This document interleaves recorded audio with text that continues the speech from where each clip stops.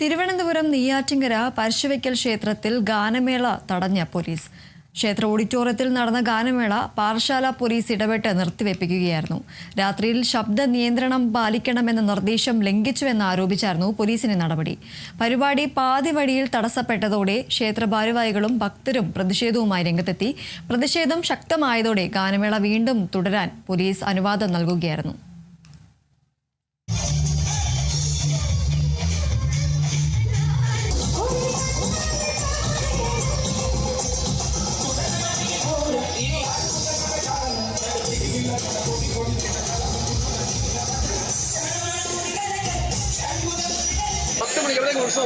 ഞാൻ ഉത്സവം നിർത്താൻ ഞാൻ പറയട്ടെ, ഞാൻ ഉത്സവം നിർത്താൻ വന്നതല്ല.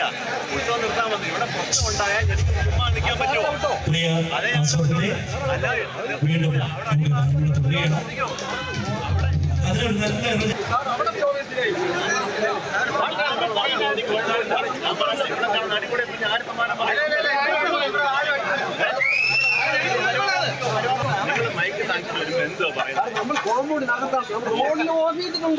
അങ്ങനല്ല, ഞാൻ കാര്യം പറയട്ടെ.